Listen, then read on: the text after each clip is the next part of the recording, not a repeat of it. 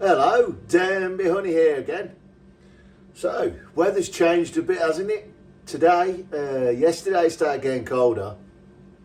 And today, well, we're in the Midlands, we've had, no, I wouldn't say a lot of snow, but we've had a good covering of snow. Now the temperatures are plummeting that way. So, as always, people think, as beekeepers, we get to the winter and that's it, job done. No, it's not. What we're going to do now is keep an eye on our bees, especially in this weather. We need to make sure they've got enough stores in their hives to get them through the winter. If they don't have enough stores, they'll die. They'll literally starve. So as beekeepers, we have to go around the hives, and it's called hefting.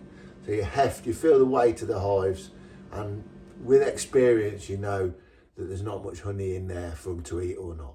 If the hives become light, what we do, we feed them with this stuff, it's fondant, big slabs of fondant. So, your buns that you have at the bakery, with the white icing on the top. Well, this is what this is. We buy slabs of it. There it is, look. Big slabs, real sticky stuff. And then what we do, we cut it and put it into your old takeaway containers, okay? And what we do then, if the hives need any food, what we do, we'll put that on top of the crown board, under the roof, without the lid on, and there's a hole in top of the crown board, and the bees can come up and eat the fondant. Dead simple, but effective way of feeding your bees through the winter. You shouldn't have to feed them fondant. If you fed your bees properly with syrup and all that sort of stuff, when it was within warmer weather, you shouldn't really have to feed them fondant. But I like to be prepared, because you never know. The bees are always catching us out. I could go up there tomorrow and one of them's light. They can't get out the hive when it's like this, so they'll just eat whatever's inside the hive. And obviously, when that runs out, they'll starve. So this is why we do this process. I was watching a YouTuber who I follow, Simply Beautiful Honey. Give him a shout out, Stuart. Great bloke. Does some great videos. And he was doing this earlier this week, and he's actually, rather than using a knife, he's using like a plasterer's scrape, it's called. I think it's called that. And I got in touch with him, and he's let me know where I can get one from. It's like a big 12-inch blade.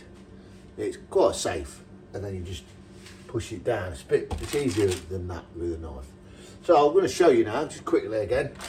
So we get the knife, and cut it roughly to the size of the container that you want to put it in. In my case, it's these takeaway containers, like this. And the good thing about these containers is they're clear. So when you lift the lid off to check if they've eaten it all or not, you can see if it's gone. So they're brilliant. And if you have a takeaway, a lot of people chuck these away. Well, save them, wash them, save them. I think Costco sell them brand new as well. But what I've started doing is asking my workmates to bring them in for me. So we're cutting them, look, cutting it like that. Here's your slab. Get a container, take the lid off, like this. And cut that into two.